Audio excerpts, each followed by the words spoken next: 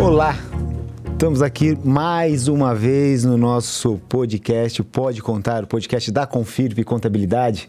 Hoje com ilustres amigos aqui, José Veza, Elton e Raul Matos da Biscoitê, falando um pouco sobre empresas de sucesso, né? A gente tem um país bem complexo, bem complicado de se administrar, não só em regras, em mão de obra, em regras fiscais, e empreender nesse país aqui com certeza não é fácil. É uma tarefa para heróis. E nada melhor do que trazer pessoas que estão dirigindo empresas que são um sucesso, né? Pessoas que tiveram experiências, passam por experiências e passar um pouco para a gente, a nossa audiência, entender um pouco o que cada um fez, o que cada um sofreu, o que cada um aqui dentro teve no seu dia a dia, na sua empresa, na sua vida e fazer com que a gente aprenda um pouco mais. Vou deixar vocês se apresentarem, porque cada um aqui tem o seu currículo, brevemente cada um se expõe e a gente entra já para bater um papo legal com vocês. Fala, Zé! José Veza. Boa tarde a todos. Eu sou José Augusto Gomes de Vessá, filho do Dino e da Nelly, pai do Ângelo e da Luísa, que é uma jornada junto da Carmen. E eu tenho 33 anos de odontologia, formado há 33 anos, eu tenho 29 anos em redes de franquia. Você é dentista? Eu sou dentista de formação. Poxa vida, cara, não sabia. Tá vendo? Fui surpreendido novamente. Que legal, Zé. Que legal, que legal. Hoje você está representando qual empresa? Como que estão as suas empresas? Eu sou há 29 anos franqueado da rede Shining Box.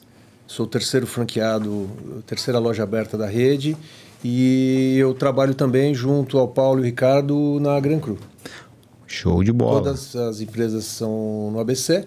E a Gran Cru também é no Shopping ABC. Que legal, que legal. Raul, você é figurinha carimbada aqui. Já vou poder pedir música no final, né? Já foram 3 vezes, né, cara? Então já dá pra pedir música. Bom, eu sou o Raul Matos, comecei minha vida aí empreendendo bem cedo, estudei em escola pública a vida toda, depois fiz administração e comércio exterior, empreendedores de inovação pela Babson College nos Estados Unidos, Jiao Tong University na China, Berkeley e outras. E adoro empreender aí. E hoje eu estou à frente da Biscoitê, que é um desafio incrível aí. A gente está com 54 operações já no Brasil e crescendo. Que beleza, Raul. Vamos lá, Elton, tua vez, irmão. Bom, boa tarde a todos. Primeiro, obrigado pelo convite. Prazer enorme estar aqui. Parabéns pela iniciativa. Acho que estava aqui em off antes vendo um outro episódio falando de leis, MPs. Nossa, é algo que a gente precisa difundir como empreendedorismo também no Brasil. Então, parabéns pela iniciativa da Confirp aí, Richard. Obrigado. Meu nome é Elton Derete, eu sou CEO da Santa Lola, tenho aí 20 anos de carreira no mercado, principalmente de franchising, e na área comercial, muito voltado à gestão de equipes, impulsionando empreendedorismo.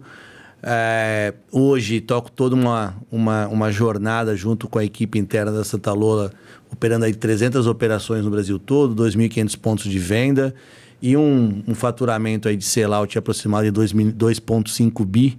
Então tem sido uma jornada bastante interessante nessa reformulação e reestruturação da companhia e olhando o horizonte de crescer cada vez mais e buscando novas oportunidades também. Que legal, legal. E é legal falar com gente que trabalha nesse país, porque eu vou falar para você, ser empresário aqui não dirigir empresa, ser empresário, ser dirigente, não é missão fácil para ninguém, né? Principalmente que quando a gente imaginou que nada poderia acontecer, as coisas não poderiam piorar, veio uma pandemia, né? E que implodiu aí todo um sistema, todos os processos, tudo teve que ser repensado e também tenho certeza que vai ser citado esse ponto no dia a dia de você, na história de vocês. E falando em história, eu queria entender um pouco assim, o que tem atrás da história de sucesso da nossa querida Santa Lola? Olha, a Santa Lola foi fundada há 20 anos por 3 irmãos, né? O Rubinho, o Fábio e a Vanessa. Até hoje eles estão na operação ainda. Eu acho que eles sentiam dentro, eles já tinham os pais, né? Já tinham um canal, uma loja multimarca de calçados, então eles viviam muito ali.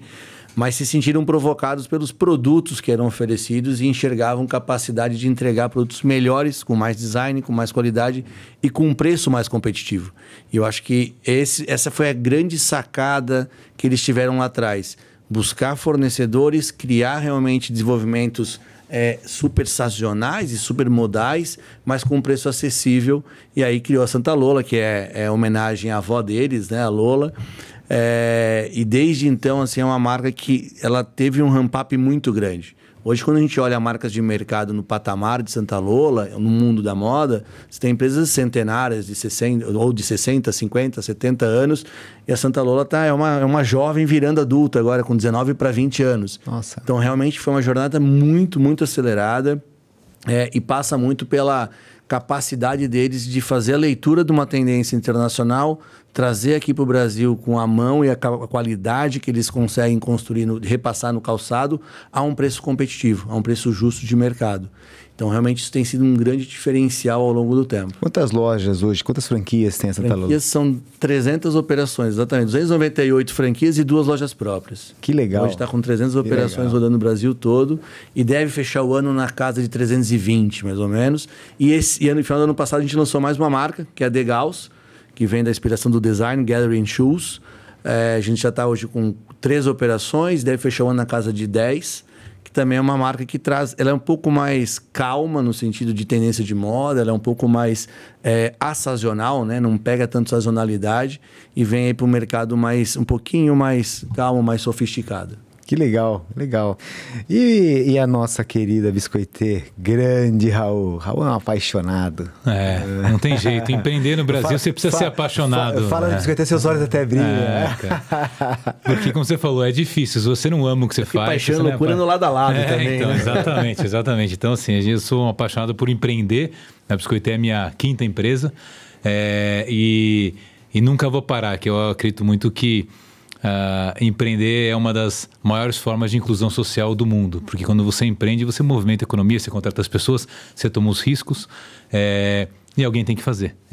Então eu acho que essa é a minha missão de vida e eu vou seguir fazendo isso para sempre, até meus 90, 100 anos ou quando eu não conseguir mais. Mas a Biscoitê nasceu e com a ideia de que a gente podia... transformar um mercado que era um mercado de biscoitos, um mercado relativamente popular em presente, em experiência. E a Biscoitê tem, acho que o nosso principal ponto de sucesso é esse. A gente não vende biscoito, a gente vende um presente, a gente vende uma experiência encantadora. E isso é algo que no varejo muita gente fala, mas é muito difícil de fazer. E eu acho que para esse mercado tinha esse espaço e a gente vem aí não tendo só clientes, mas a gente chama de biscoitê lovers aí, que nos ajudam a crescer e quando a gente lança qualquer projeto são os nossos primeiros clientes que estão lá, tal, é muito bacana. Que legal, que legal. E aí, Zé? Que você era dentista, eu não sabia. Agora, conta um pouco pra gente aí da sua história. A marca Chani Box, ela nasceu do Robson Shiba, que é um oriental que se formou em odontologia também, junto comigo na mesma sala. Nós éramos parceiros de bancada, inclusive. Colaram na prova e decidiram montar uma loja. A gente se ajudou bastante. E ele iniciou em 92 a marca com 1 unidade, 2 unidades em 93. Em 94 a gente abriu a 3ª unidade em Santo André. E a empresa dele é constituída pela irmã Ellen, pelo pai Jorge, né, naquela época. E ele, né, desenvolveu toda a marca e toda a rede, sendo um cara de extrema habilidade de relações, um poder de agrupamento e de comprometimento junto a toda a rede de franqueados. E a gente está trabalhando junto, apaixonadamente também, como disse, e nos desafios do dia a dia, né? Esse país maravilhoso. Tem uma menção honrosa, o Shiba é um dos maiores nomes do franchising brasileiro. Ele é um grande cara amigo, fora de série, realmente. Que legal. Assim, quando a gente olha Brasil, a gente sempre está falando, pô, é difícil empreender aqui. O ambiente de fato brasileiro, ele é muito hostil, né? Muito complexo, né? Nós temos um país continental com culturas diferentes, com a regra do jogo muito mal elaborada, né? Nós até conversamos antes de iniciar a gravação, estava falando de planejamento tributário, de reforma tributária, que nós estamos na iminência, que pode mudar tudo, né? Com certeza nós vamos abordar um pouco esse tema aqui, mas olhando o negócio de vocês, assim, o que levou, o que vocês entendem, assim, para aquele cara que está escutando a gente, está ouvindo a gente, assistindo a gente, o que foi de diferente que nós fizemos no nosso negócio, que fez com que o nosso negócio desse certo? Porque muitas empresas sequer chegam ao 2º ano de vida, né? No caso, você tem uma franquia, a Santa Lola provém isso para outros empreendedores, assim como a Biscoitê. Vocês criaram um modelo de negócio que alguém pode embarcar nesse sonho, né? E é um sonho mesmo você tocar uma empresa, né? Mas assim, mesmo sendo um franqueador, ou sendo uma franquia, ou seja, um empresário normal, o que vocês entendem aí que é um diferencial para cada um de vocês? Pergunta complexa essa, mas vamos tentar responder. Eu acho que o empreendedor, né, ele tem que ter, acho que três grandes soft skills ou comportamentos, né? Já foi dito, tomar risco, ter conforto na hora de tomar risco, porque empreender, e não é só no Brasil, acho que qualquer lugar empreender, a gente fala do Brasil pelas nossas dificuldades características, mas empreender em qualquer lugar é muito difícil, é muito desafiador. Então essa uma característica que é muito forte no empreendedor, essa questão de tomar risco. O segundo é ter atitude de construção, né? Porque por mais que seja uma franquia e a gente tem aqui um franqueado e franqueadores, eu sempre coloco muito para o franqueado que o sucesso está na mão dele. A gente foi responsável por criar um modelo de negócio. A execução lá na ponta é dele. Eu penso global, ele vai executar local. E ele precisa ter muito claro que o sucesso está 70% na mão dele. Então, o empreendedor precisa ter muita atitude de execução, muita atitude de realização, né? E, por fim, propósito. Eu acho que entender qual é o propósito... uma das coisas que eu mais pergunto em conversa com um franqueado é o quanto ele ama o meu negócio. Mas no sentido que ele vai viver dentro daquela loja, ele vai viver aquele ambiente. Hoje tem multifranqueados, mas com todos que eu converso, eles têm alguma paixão, algum propósito dentro daqueles negócios que eles vão juntando no seu pacote. Porque você vai abrir um negócio que você não ama, que você não tem propósito, não tem paixão, você não vai conseguir estar lá o tempo todo. E vai necessitar dessa participação. E aí, é fé e trabalhar. Porque com esses 3 comportamentos, tem que ter fé, tem que trabalhar. E eu lembro de uma passagem que o Rubinho me falou, que é um dos sócios da Santa Lola. Ele falou, quando eu estava com 6 meses, 7 meses, o nosso contador na época, que já era falecido, 7, 8 meses abrindo um negócio, o contador falou, parem com isso, vocês vão quebrar. Esse negócio é ruim pra caramba. E ele falou, se eu tivesse ouvido, eu não lembro o nome do contador na época, ele me falou, mas eu não lembro. Ele falou, se eu tivesse ouvido o seu João alguma coisa, eu não tinha o que eu tinha hoje. Mas eu tinha uma crença tão forte naquilo, e eu falei, não, nós vamos dar certo. E continuaram. Por muitos anos, ele brinca que era uma televisão por ano de salário e de ganho efetivamente. Porque parece, quando a gente olha hoje, 20 anos depois, deu tudo certo, foi tudo lindo. Não, não foi, tem muita pedra no caminho. Que aí vem a fé e vem a crença no negócio e a atitude realizadora e saber tomar risco. Então, acho que são 3 comportamentos que não podem fugir do empreendedor em qualquer circunstância, em qualquer lugar. O que você acha, Raul? Eu concordo. Eu só acho que o principal ponto para você ser um empreendedor de sucesso é você começar com propósito e você começar com aquilo que você de verdade ama, como você disse. Não tem sucesso se o teu objetivo é ganhar dinheiro empreendendo. Se você começa por ali, você desiste muito rápido, porque você perde dinheiro por muito tempo. Quando você ganha e acha que está rico, você fica pobre depois. E é uma montanha russa que ou você curte a jornada ou você está ferrado, porque não tem fim. Até porque o que é sucesso? Onde a gente quer chegar, ter uma loja 10, 50, 1.000, 4.000. Então, assim, o sucesso é muito relativo. E também... o sucesso financeiro é muito relativo. Então, eu acho que os empreendedores que eu conheço que tiveram sucesso, ou que estão no caminho para o sucesso, porque eles não param nunca, são empreendedores que nunca fizeram isso só pelo dinheiro.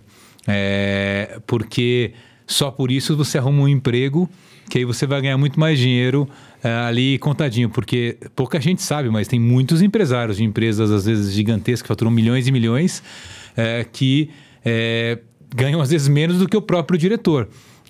Não é que eles ganham menos, é porque tem uma diferença enorme entre você ter caixa e gerar valor. Então, ou seja, você tirar dinheiro da empresa ou você colocar dinheiro na empresa. E eu costumo dizer uma coisa bastante polêmica nas minhas mentorias ali, que assim, o empresário ou empreendedor que começa querendo tirar dinheiro da empresa é porque ele não acredita no negócio dele. Porque ele vai tirar o dinheiro da empresa para colocar no banco. Não estou falando para pagar as contas do dia a dia. Para colocar no banco, para aplicar num fundo que vai investir numa outra empresa. Só que as pessoas não contam nisso. Elas querem tirar dinheiro para que elas deixem no banco. O dinheiro nunca fica parado. Ele está sempre em algum lugar. Então, quando o empreendedor quer tirar o dinheiro, é porque ele está achando que aquele negócio dele é pior do que o outro, que alguém vai colocar o dinheiro dele nisso. Então, de novo, é uma mistura de você tomar os riscos, não o risco pelo risco, né, mas o risco porque ele faz parte do processo. E eu acho que aí vem uma coisa de um aprendizado que eu tive na minha história, né? Eu tenho um pai que é alcoólatra e por isso eu fui aprender muitos passos e depois fui estudar filosofia e o estoicismo, que é uma filosofia estoica muito legal, mas que assim, basicamente e acho que isso se aplica muito para empreender. Foca naquilo que você consegue controlar. Não se preocupe tanto com aquilo que você não consegue controlar. E a sabedoria é você saber discernir uma coisa da outra. Aquilo que você de verdade consegue controlar, daquilo que você não pode controlar. Falamos de reforma tributária, falamos de ambiente difícil. Você consegue controlar isso? Não. Então, eu vejo muitas pessoas gastando muita energia nisso. Você não vai mudar isso daí. Então, e falamos isso até no nosso papo ali, quando mudar, vai mudar o jogo para todo mundo. Então, melhora a tua operação, seja mais eficiente, coloca mais gente com paixão, mais gente dedicada, mais gente competente em cada uma das áreas, tributária, trabalhista, operações, porque quando mudar, você vai estar mais preparado. Então, eu acho que é isso, você focar naquilo que você consegue controlar, deixar de lado aquilo que você não consegue controlar e ter essa sabedoria para discernir uma coisa da outra. E aí a gente consegue tocar a vida com um pouco mais de facilidade. É muito bom, boa. Excelente. Ô Zé, e o que você acha disso tudo, Zé? Então, a gente veio de uma relação criada dentro de um ambiente universitário, né, onde surgiu uma sinergia muito grande, né, e na crença do que o outro pode fazer, do que o outro se determina. Então, assim, acreditar realmente no negócio em cima da paixão, em cima dos comportamentos é fundamental, concordo plenamente, e a gente tem que ter coragem, né? A coragem é o início de tudo. Você se dispôs, se você quer, você tem a coragem, você realiza. Né? E o Cortella já disse que a sorte segue a coragem. Né? Então, nossa, o Richard deu sorte. Né? E a coragem que ele teve nesses anos todos? Então, assim, a sorte segue a coragem, mas a coragem que vai ser a ponta da flecha. Legal pra caramba ficar escutando outras pessoas, porque a gente acaba meio que falando as histórias bem parecidas, obviamente cada um com a sua visão, e empreender assim é bem isso mesmo, e a empresa chega um momento que não é mais nós, né? Não somos nós mais a empresa, né? A Confirp não é Richard, não é Reinaldo, a Biscoiteja não é Raul, e a gente vai fazendo um processo de contaminação positiva, se diria assim, né? Essa questão da liderança também, de ser o exemplo, de você batalhar por uma marca, é um negócio muito sério, né? Você imagina lá atrás, no começo da Santa Lola, o cara bater a mão e falar, não, eu vou tocar esse negócio, ele acreditar naquele negócio que ninguém acreditava. E detalhe, fazer com que as outras pessoas acreditem. Rogério, eu acho que até esquecemos de colocar, mas desculpa te cortar, mas assim, eu acho que a maior capacidade do empreendedor é de vender um sonho e trazer pessoas que acreditam naquele sonho que a princípio era dele. Essa capacidade faz com que você junte uma comunidade de pessoas que te ajudam, de clientes que acreditam, e aí o teu negócio acaba que virando, acontecendo por isso. Então, ou seja, você ter alguém que consegue vender... É difícil o empreendedor que não vende sonho, porque no começo você não consegue contratar as pessoas pagando o melhor salário. Você não consegue ter a loja no melhor shopping, no melhor ponto. Você não tem dinheiro para fazer isso. Sim. Então você precisa vender um sonho para um shopping. Você só tem um sonho. Mas quanto mais pessoas você traz que acreditam nesse sonho, que vão investir com você, mais rápido você consegue fazer. Empreendedor sem sonho não tem negócio, né? Não existe. E acho que esse foi um dos grandes também acertos da Santa Lola, assim, da habilidade do sócio, sabe? Porque no mundo da moda, o mais normal é você lançar uma marca e ir para o multimarca, que são lojas aleatórias, lojas que têm outras marcas também.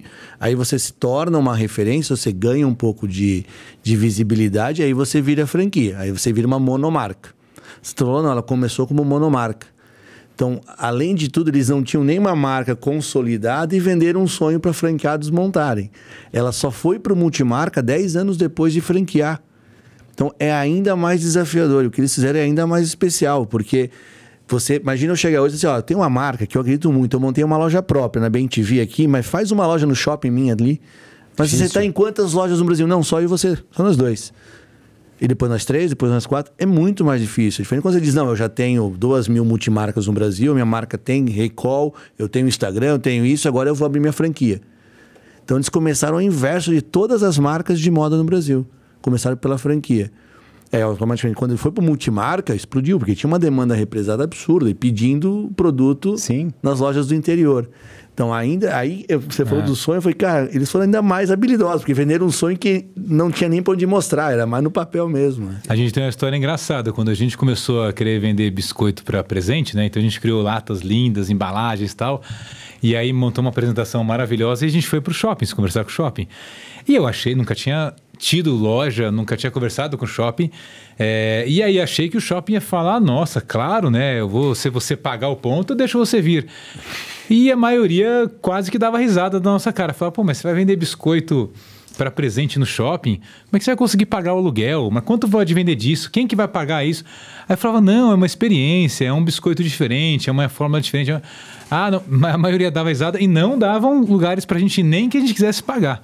Então, assim, convencer, né, desse nosso sonho de transformar esse mercado, mesmo para alguém que está pagando, não é fácil. Não é fácil.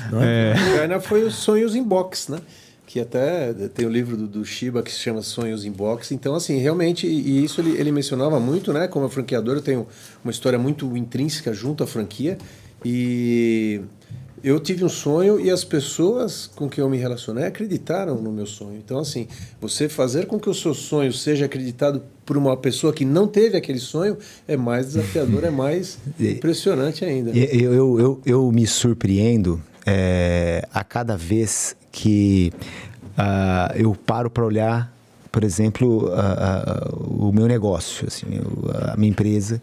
Eu olho para lá e falei, cara, 1.500 clientes, 350 funcionários. Isso aqui foi feito para não dar certo.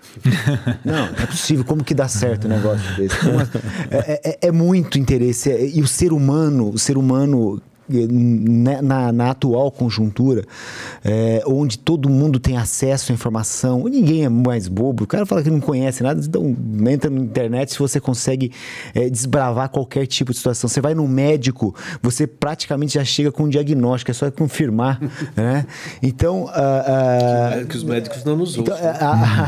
A liderança hoje numa empresa, ela é fundamental, ela pode arrebentar uma empresa, ela pode levar a nocaute, ela pode levantar uma empresa, né? E me parece que a energia que o empresário tem que colocar no negócio, o dirigente, o CEO, tem que colocar dentro do negócio, ela é uma fonte inesgotável, porque você tem que acordar de manhã, sorrir, levantar, ir para o negócio, para o seu trabalho, e sempre está se reinventando, né? Vocês que trabalham com franquia, ou vendem franquia, eu imagino o esforço que é vocês movimentarem outros empresários, né? Porque são donos, né? Eu sou presidente de uma associação que tem 20 associados, chamado Grupo Alliance, que foi uma experiência que eu adorei ter, eu gosto de ter, que é você liderar empresário. É muito difícil.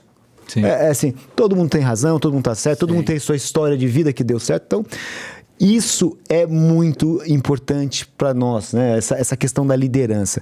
Mas, não esquecendo do que aconteceu um pouco tempo atrás, nós passamos uma pandemia, né? E muitas empresas não aguentaram isso. Não aguentaram pelas razões que muitas empresas simplesmente tiveram que fechar as portas, que é o caso de vocês, 3, né? Basicamente, vocês tiveram uma experiência que... Eu tinha 3 lojas em julho de 2019 e eu resolvi sair da minha outra empresa, onde a gente tinha um fundo, a gente era uma empresa grande e tal, eu tava brincando no Olimpo lá, e aí resolvi voltar para minha...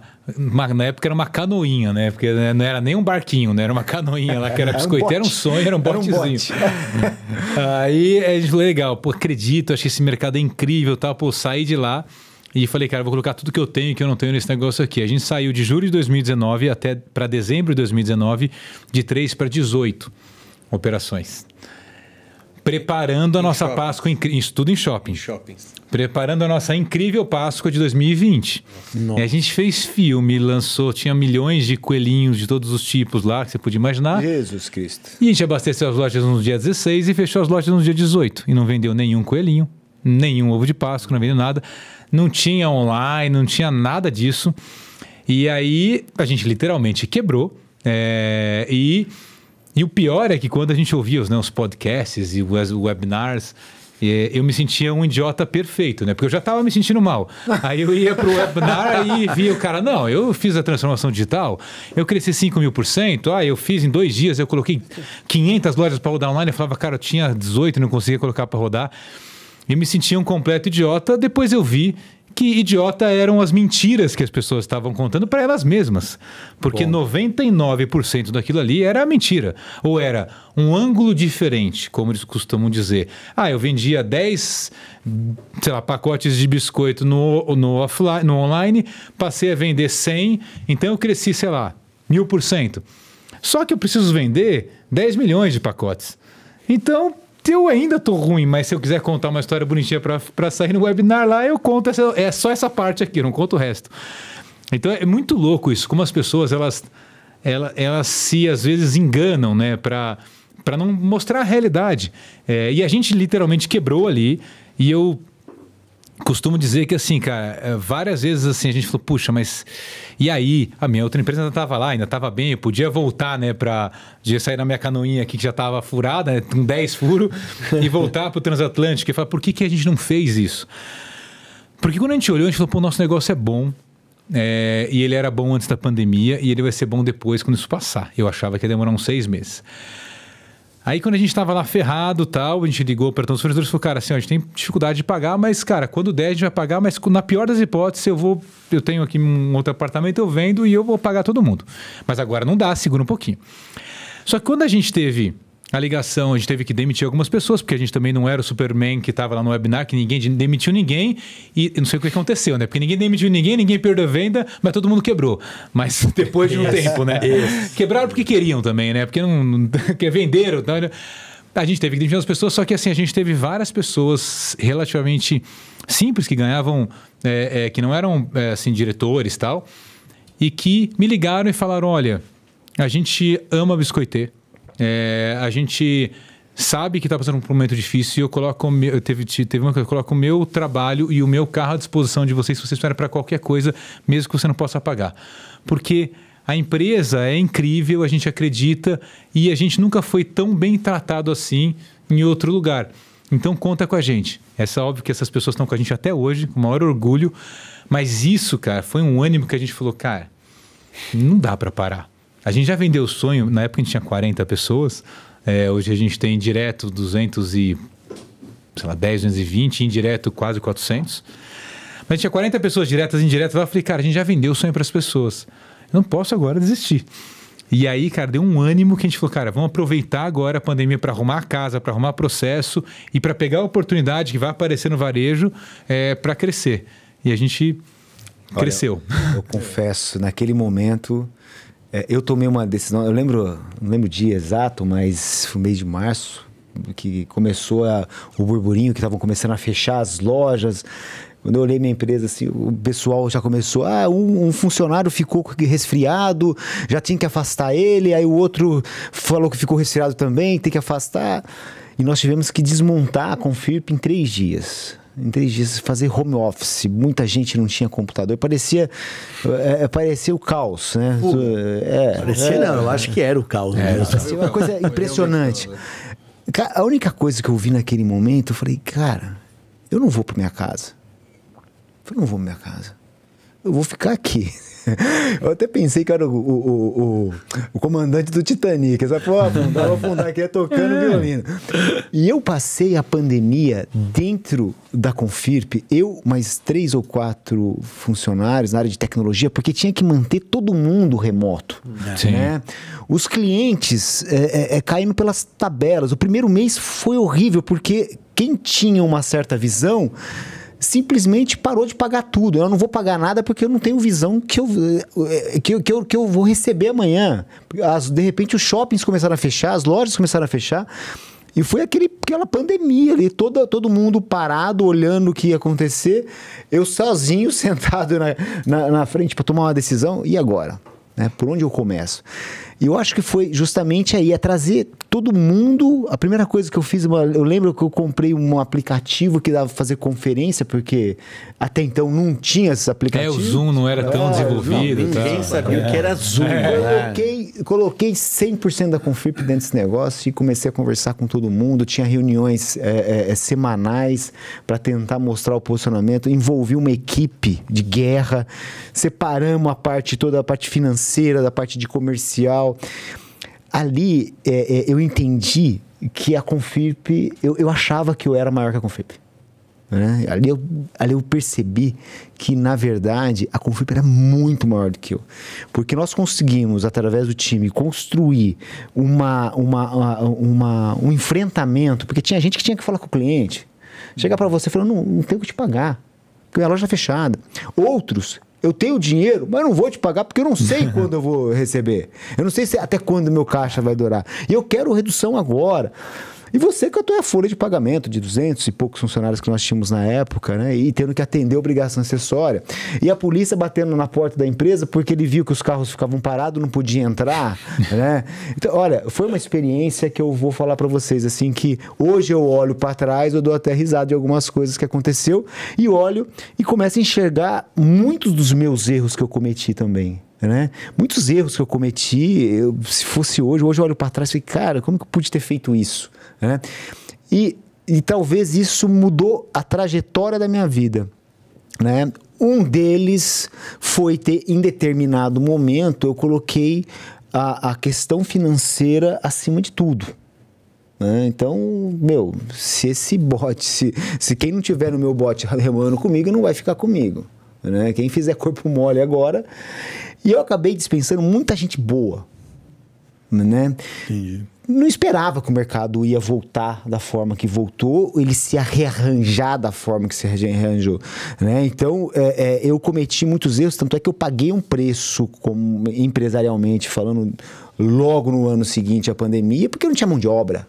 Né? E as pessoas que estavam treinadas que eu dispensei, eu não podia, já estavam trabalhando, né? Então houve aquele acréscimo, o fortalecimento da massa salarial, enfim, não tinha mão de obra. Mas tô falando isso porque eu queria entender de vocês quais foram os principais erros, assim. Você fala, olha, puta, que cagada que eu fiz que eu não faria mais hoje, ou que isso me ajudou a ser diferente hoje, Zé. Eu já vou olhar para você, porque você é o cara que foi dentista. Deve ter arrancado muito dente errado. Aí muita gente tá banguela. A gente teve os desafios, sem dúvida, na odontologia e no empresariado, como empresários, né? E assim, na odontologia já surgiu esse sentimento de empreendedorismo mesmo, porque você tem que montar o seu consultório, você tem que alugar um imóvel, então você já parte para uma carreira solo mesmo e contra tudo e contra todos, né? Abre a sua porta e não atende ninguém, né? Então, agora, os erros realmente são aquelas tomadas de decisões afoitas, né? No calor da paixão ou no calor de um problema e com pouca reflexão, né? E a gente não dividir com as pessoas que estão dos nossos lados, do nosso lado, né? Então a gente, né, todo mundo falou de paixão, pessoas, coragem, né? E liderança e Então, é isso. Toda, né, em colocar realmente tudo que vai o dinheiro na frente, e a gente nem sempre tem toda a visão e toda a clareza para tomar uma decisão bem assertiva, né? Então, assim, eu não lembro de fato marcante de algum erro, mas, assim, sem dúvida que eu fiz. E o grande negócio da gente errar também é reconhecer o erro o mais rápido possível. Não que a gente consiga desfazer o erro, mas a gente aprende e a gente talvez consiga trazer aquelas pessoas com quem a gente errou, porque a gente lida com pessoas, né? Clientes internos e clientes externos, de uma forma mais generosa, de volta ao encontro da gente, né? Seja um cliente, seja um funcionário. Acho que é. E você? Cara... Você estava na Santa Lola? Não, eu não estava na Santa Lola, eu estava na Hope na época, na Hope Lingerie. Eu acho que a gente... Talvez um erro que foi cometido foi muito no sentido de começar a olhar muito a curto prazo. Eu acho que depois a gente demorou para tracionar quando voltou, né? Então foi meio que nessa linha. Não é que não pagou, mas segurou muita coisa, travou muita coisa. A gente não cometeu esse erro de demitir as pessoas, porque, cara, a gente precisou 4 dias, sem sacanagem, das 7 da manhã às 9 da noite em call das diretores, com as sócias, com o CEO, pra gente tentar acertar. E muita coisa a gente começou a olhar, vamos mandar 200 pessoas embora, 100 pessoas embora, mas esse custo de rescisão agora também é fluxo. E começamos a fazer conta e falamos, não, segura mais um pouco. Um ou outro caso, sei lá, podia ter mandado 200, mandou 30, 20, que já era meio que aquele que você já queria mandar. Aproveita agora vai. Agora vai, que também não vai ajudar muito. Mas a gente ficou muito no curto prazo. 30 dias. Aí quando a coisa começou a sair, a gente talvez não estava tão acertado para tracionar, e aí levou um pouquinho mais de tempo. Mas uma coisa que a gente acertou muito, e acho que o que o Raul falou também foi... Tá, vamos acertar a casa e acertar processos. Porque também foi uma hora que quando a maré baixa, você descobre que quem tá nadando pelado, né? Porque quando a maré tá alta, você não vê nada, né? E aí, um aprendizado ali, sim, não sei se é um erro, porque também ninguém conseguia prever, mas foi um aprendizado que caixa é rei, né? Então, a empresa sempre foi muito capitalizada na época, mas quando essa maré baixou, a gente viu que não estava tão capitalizado como imaginava que poderia estar. Né? Tinha acabado de fazer investimento em ampliação de fábrica no ano anterior e tudo mais. Não pega financiamento, tá barato, mas vamos fazer com caixa própria. E aí daqui a pouco tinha um caixa que a vida normal, durava tranquilo. Agora, quando o maré baixou, aí a gente viu que o caixa não era tão reforçado assim. Então, esse foi um aprendizado grande. O caixa é reino em uma situação dessa. Mas é uma situação muito atípica, né? Porque... Não foi? Foi um negócio assim... A gente espera que seja típico, que não tem de novo, né, assim, esperamos. Seja once in a lifetime, né? Nunca mais aconteça. É uma situação que... Qual é o caixa para passar por isso? É muito difícil você conseguir prever. Mas foi um desafio. Eu acho que, olhando também no viés do franqueador para o franqueado, uma coisa que a gente acertou na época foi dar muita informação. E aí eu concordo com você. Tava cheio de cientista da pandemia. Né? Os caras, um monte de webinar e depois você vê, a gente descobriu rapidinho quem tava falando um pouco de verdade e quem tava só no discurso bonito para inglês ver. Mas a gente tem muita transparência para os franqueados, desde MPs com o jurídico. Eu tinha live com um franqueado 5 vezes por semana. 4 vezes por semana. O que está acontecendo, como é que está sendo. A gente olhava de 15 em 15 dias. Nosso lead time de trabalho era de 15 em 15 dias. Então, isso foi bom porque manteve a calma na rede, não perdi um franqueado, não tive fechou 2 operações que já iam fechar, na verdade. Mas depois a gente ficou muito preso naquele medo de agora podemos acelerar e pensar lá na frente. E aí depois demorou um pouquinho. Tá? Então, esse foi um acerto de cuidar. Olhando para o lado dos franqueados, um erro que muitos cometeram na época, que a gente trabalhou muito depois, foi não cuidar do cadastro da loja. Né? As lojas que não tinham cadastro, quando fechou, não tinham com quem falar. E aí o Richard compra sempre na minha loja. Cadê o celular dele? Não tenho, mas ele vem sempre aqui, mas ele não vai vir mais aqui. Eu tenho Instagram. Não tem Instagram, tem que montar Instagram. Então tem muita gente que não tinha isso. O Instagram não é novo, não era da época, era muito antigo, só que não usava. Então a gente também errou anteriormente em não cuidar de cadastro. Então hoje, quando eu sento com um franqueado para falar, Eu não sei se você vai vender nos primeiros 2 meses, mas você tem que cadastrar todas as pessoas que vão entrar. Porque é com isso que você vai fazer a sua vida. Se todo mundo que entrar, comprar, 10 entrarem comprar e 1 você cadastrar, você perdeu 9 cadastros. É mais valioso o cadastro agora para você no começo do que efetivamente uma venda.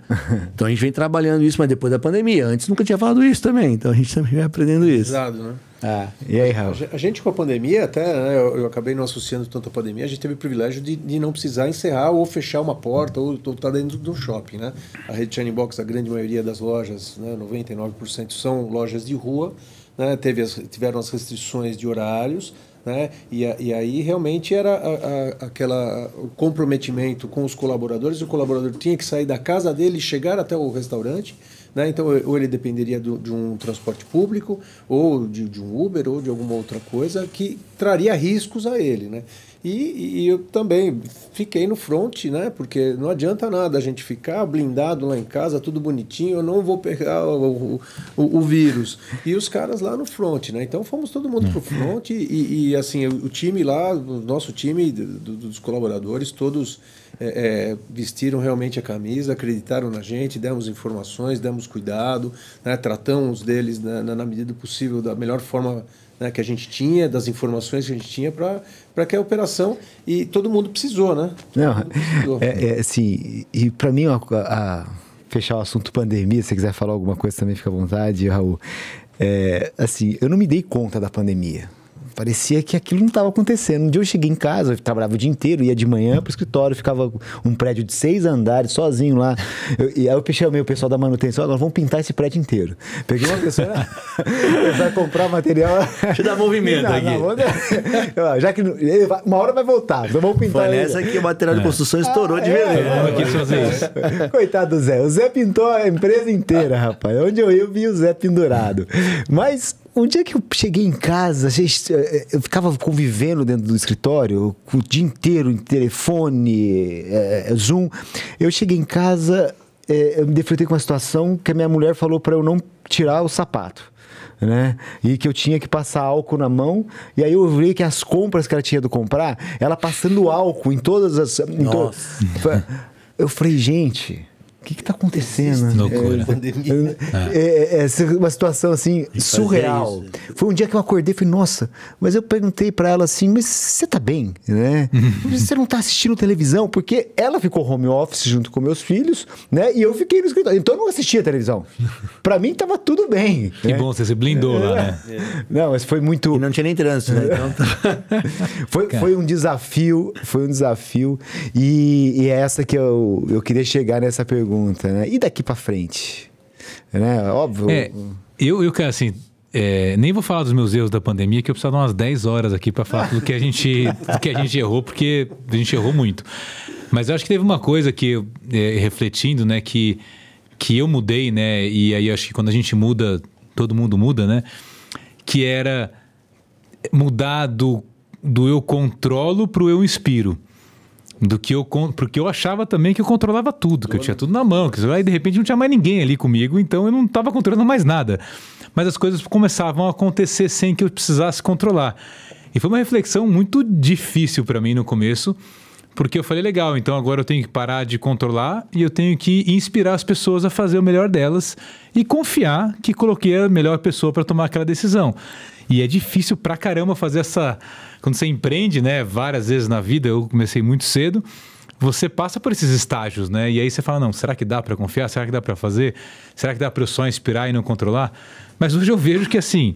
Você não controlava. Você não controlava. A gente não controla nada. A gente acha que controla. A gente não controla nossos filhos.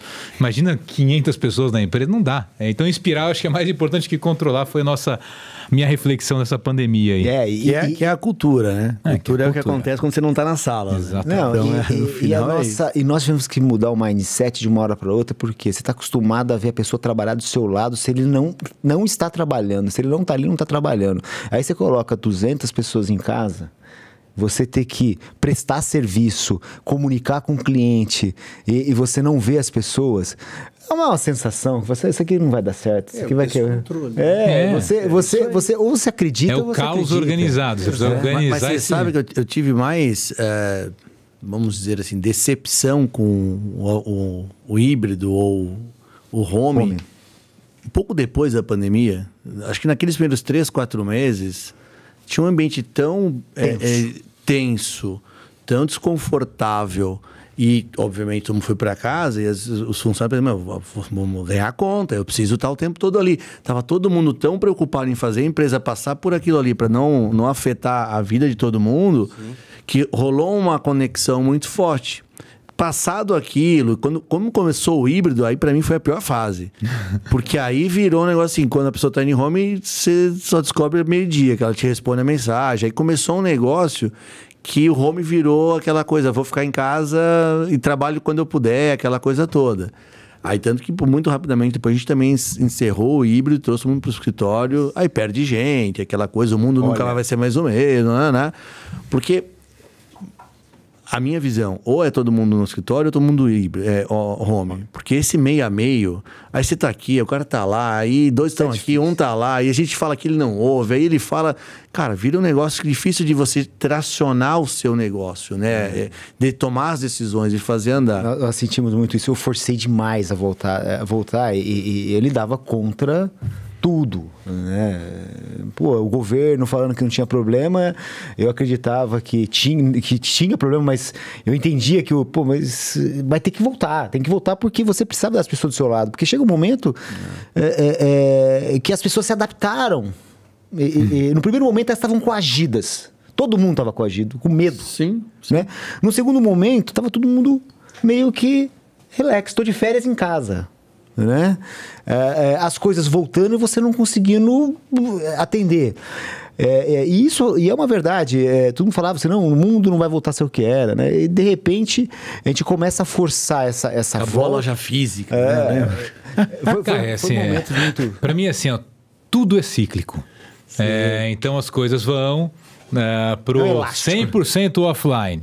E aí depois 100% comando e controle. Aí você vem para totalmente para um lado completamente 100% online, sem controle. Aí você volta. E a gente vai continuar assim, porque seres humanos são complexos, cara. Assim, não vai ter uma solução simples, não. Gente, nós estamos na iminência. E a última pergunta que eu vou fazer aqui, tá, porque a gente precisa terminar, de uma reforma tributária, a qual muda todo o sistema de tributo de consumo no país. Né? Eu tenho me aprofundado, estudado muito sobre isso, inclusive nós estamos com um grupo de estudo dentro do escritório, pensando em reforma tributária. Ontem fiz um podcast sobre reforma tributária junto com advogados.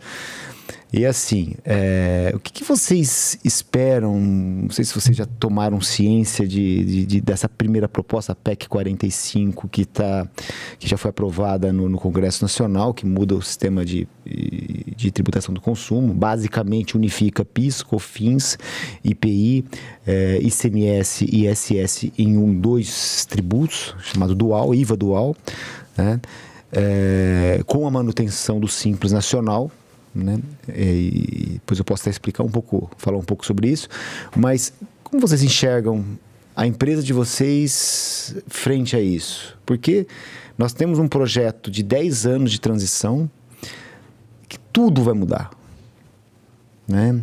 Inclusive são reflexões. É legal vocês assistirem depois, vocês também, nossa audiência, assistir esse podcast do Grupo Alliance, inclusive, que nós falamos sobre reforma tributária, que tinha coisas que eu nem tinha pensado. Ontem eu comecei a pensar.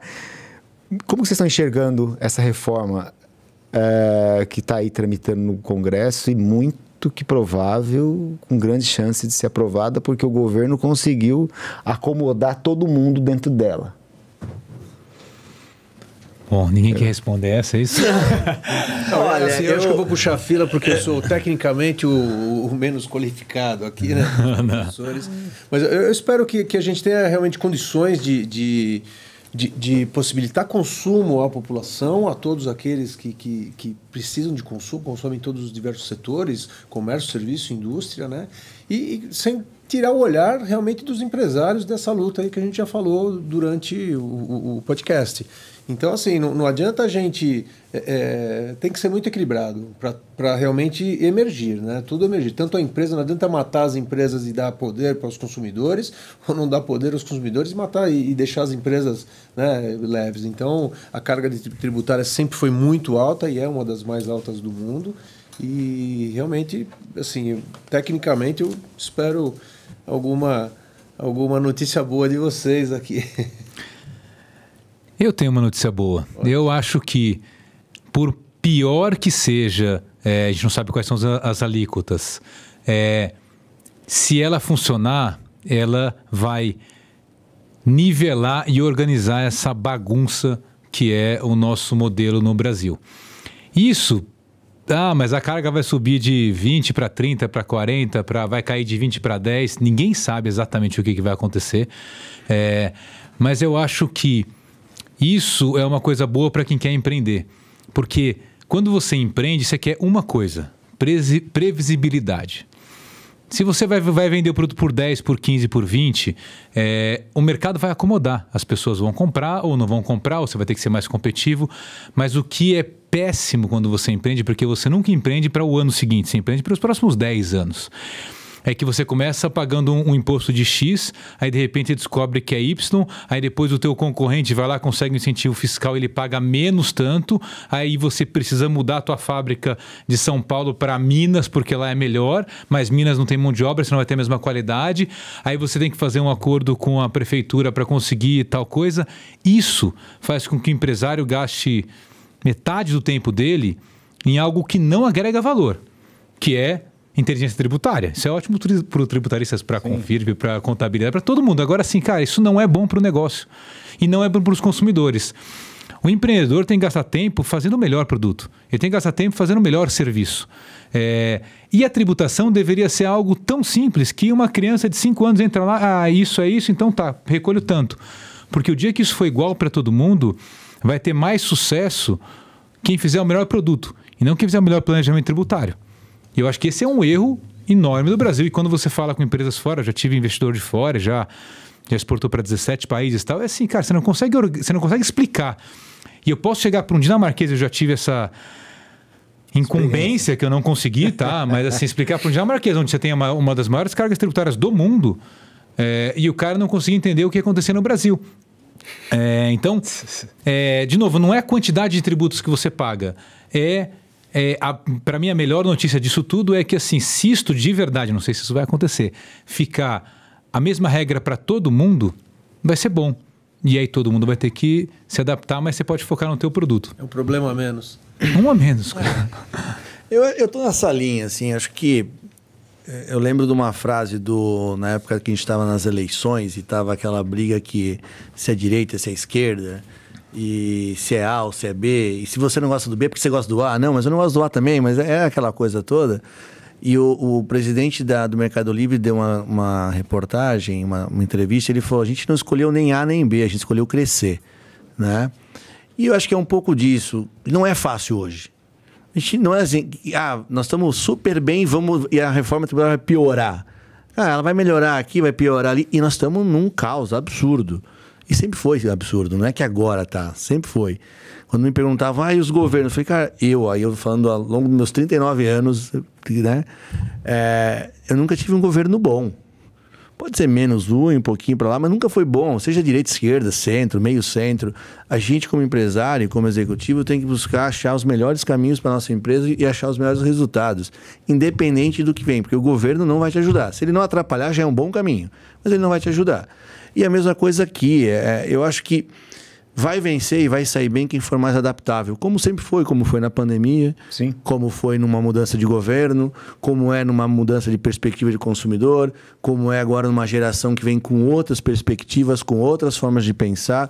Você pensar, a geração Z, que a gente está ali entre 13 e 26 anos, hoje ela já determina quase 50% do consumo mundial. E até 2030, ela vai ser responsável por...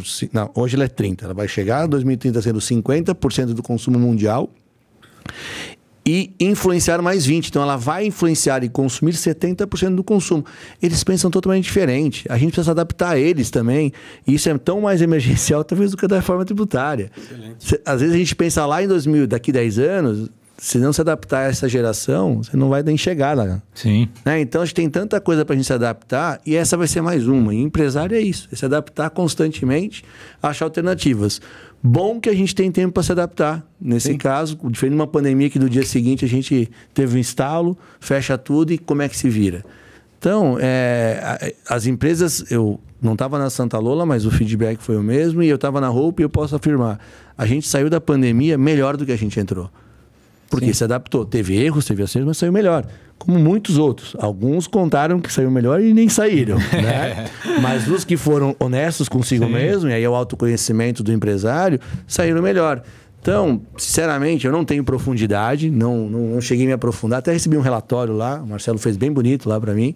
Vou ler com calma nas minhas férias. Mas nós vamos ter uma palestra, vai ter uma série de eventos agora na Confirp, só para quem está assistindo, vocês estão convidados, e para falar justamente sobre a essência, né, Perfeito. E aí é entender como é que você pode melhorar o seu negócio, ajustar o operacionamento e se adaptar da melhor forma possível. Porque é assim que vai funcionar. A mensagem que eu posso passar hoje de reforma tributária, e é importante, não só para o mercado de vocês, mas em qualquer empresário hoje, o mercado que mais vai ser afetado vai ser o B2C. É a ponta. Por quê? Porque o imposto é sobre consumo e o governo quer o quê? Ele quer que o consumidor saiba o quanto ele está pagando de imposto. Então, o último da cadeia que vai prestar o serviço, que vai vender o produto para o consumidor final, esse cara vai ter problemas. Ele vai determinar a cadeia, o preço da cadeia para trás. Então, quer dizer, para quem vende para B2B, não vai ter problema. Por quê? Porque quem comprar de mim, ainda que eu acresça o valor do preço, o que eu paguei de imposto, a outra parte acredita. E assim vai seguir até a ponta. Na ponta nós vamos ter o problema, né? E é ali que vai decidir se o preço, o de custo, porque o preço vai ser descolado do imposto, o imposto e o custo vão ser descolados. Hoje é tudo por dentro, ninguém sabe o que é imposto, o que é preço, o que é custo, o que é nada. Lá na frente vai acontecer. Então, o que a gente está sempre... Já uma das conclusões que a gente chegou, olha, o mercado de varejo, o mercado de serviço, prestando serviço para B2C, esse mercado vai ter que repensar a forma de... Vai ter que, durante a pandemia, se reprogramar. E ele vai fazer com que a cadeia dele, até chegar na indústria ou na importação, repense o preço. Então, é uma coisa que vai acontecer e o que a gente está orientando, principalmente a questões de contratos, né, muito importante, né, porque hoje você fecha um contrato, vai mudar a regra do jogo, né? Então, nós temos 10 anos de transição, é muito tempo, mas é pouco tempo. É muito, mas é pouco. Mas no fundo você não acredita, Richard, que... Mas também não garanto não que é ao longo vai mudar desses 10 anos também. É o consumidor que vai, no final, ter que ou não pagar. E se esse preço sobe por causa da cadeia, cai o consumo. E aí a gente tem um problema de macroeconomia. E aí o que vai acontecer? O governo vai falar, legal, eu subi a alíquota, mas caiu minha arrecadação. Aí alguma coisa vai ter que ser feita, porque ele quer mais arrecadação e não mais percentual. A conta vai chegar para alguém, né? Vai chegar pra alguém. A reforma tributária, assim, todo mundo fala, todo mundo quer. Né? O que nós queremos, na verdade? Não é uma reforma, nós queremos uma simplificação. Exato. Né? A reforma, ela muda, assim, e tem muitas coisas boas na reforma tributária, muitas coisas boas mesmo. Só que, para você mudar um sistema tributário como o do Brasil, onde os entes federativos, os estados têm as suas alíquotas próprias, as prefeituras têm as suas alíquotas próprias, é muito difícil você negociar. E qual que é o problema de uma reforma? É a exceção. Né? Olha, todo mundo vai pagar isso aqui. Aí começa as exceções, exceto isso, exceto aquilo. Por exemplo, se vocês olharem, tiver a oportunidade de olhar o projeto que já foi aprovado, lá tem uma lista já de serviços que não vão ter a tributação que outros terão. Até aí tudo bem, só que até isso ser convertido em lei complementar, muita água vai rolar. O que a gente teme disso? É que a gente faça tudo isso e volte no que nós estamos hoje. Assim, a gente troca tudo e no final das contas você continua. Olha, se eu vender para determinado estado, tem determinado imposto. E isso está dentro da reforma. Mas aí complicou. Então, mas, gente, de tudo que está ali, eu posso dizer para vocês, é muito melhor ou menos pior do que nós temos hoje, né? É muito mais previsível e eu acho que vale a pena a gente, como empresários, como dirigentes, pelo menos entender a direção que isso está indo, apesar de não ter muitas respostas ainda. Isso tem um ponto que eu acho que ele é injusto para a sociedade, que assim, todo imposto sobre consumo cobra mais imposto dos mais pobres. Porque quem ganha menos gasta 100% do salário em consumo. Então ele paga 100% desse imposto. Quem ganha mais, e aí tem uma outra parte dessa discussão que ainda não saiu, e que eu acho, eu acho particularmente até injusto, é assim, cara, quem poupa ou quem tem fundo exclusivo, vocês discutindo isso daqui, não paga nada, porque não gasta. Então não vai mudar nada essa reforma para eu diria assim, esse público, né? Esse público que no final é quem tem, sei lá, 90% do capital do país. Então acho que assim, cara, a gente precisa repensar o modelo, porque cobrar só de quem consome, que é o imposto sobre o consumo, que é maravilhoso, porque é mais simples, etc., é legal, mas, cara, ele vai tirar mais de quem tem menos. E eu acho que isso é um problema de sociedade. Como sociedade é um negócio complexo, entendeu? Não é justo. Não é justo. Não é justo. Assim, nós vamos ter que passar por várias reformas, não tem jeito. Eu acho que a reforma que está aí, referente a consumo, ela é necessária. É importante que você saiba, quando você vender para o Nordeste, qual é a alíquota do imposto que você tem que pagar? Isso aqui vai estar destacado na nota. Perfeito. É fundamental pensar em substituição tributária, antecipação tributária. É o inferno hoje. Ela é o primeiro passo. Acho que o imposto sobre o consumo imposto sobre a renda. Né? Nós temos uma reforma parada, aprovada na Câmara, está no Senado. Concordo com você. Né? O Brasil hoje privilegia determinado setor que não paga imposto. Né? Então, isso vai ter que ser mudado. Né? Então, eu acho que é um conjunto, mas só o fato da gente estar discutindo, começar a discutir isso seriamente depois de 30 anos, você conseguir ser uma unanimidade, né? Não tem o A, não tem o B, não tem direita, não tem esquerda, mas isso ser uma unanimidade. Precisamos melhorar o ambiente de negócio. Né? Isso aqui é fazer um paralelo como se um jogo de futebol. O juiz não pode aparecer mais que o jogador. E no Brasil, o governo aparece mais do que as empresas. É verdade. Né? Então eu acho que é um bom caminho. Espero e torço para que esse caminho chegue com menos regra de exceção possível e que seja mais claro e mais simples para todo mundo. Gente, chegamos no nosso limite de tempo. Eu queria agradecer vocês de coração pelo tempo, por essa experiência maravilhosa de aprender, né, de escutar histórias interessantes. Agradecer ao Zé, Raul, a você, todos vocês. Quero que vocês deixem uma mensagem final para que a gente consiga se encontrar em um novo episódio. Muito obrigado pelo convite, aprendi bastante com os colegas e foi um prazer participar dessa mesa e poder contribuir um pouco com a experiência que a gente tem. Muito obrigado. Raulzito? A mensagem final é, independente do ambiente, foque no teu negócio, não desista de empreender, porque o Brasil precisa de empreendedores ali para a gente movimentar essa economia. Boa. Boa, obrigado pelo convite também, foi uma honra aqui e grandes aprendizados. Eu acho que é nessa linha, persista. A persistência, ela leva à excelência, mais do que tudo. Gente, muito obrigado e não esqueçam de seguir nossas redes sociais, Confirp Contabilidade, nós estamos no Facebook, Instagram, YouTube. Você também pode buscar informações sobre a Confirp no nosso site www.confirp.com. Um forte abraço a todos. Valeu. Obrigado.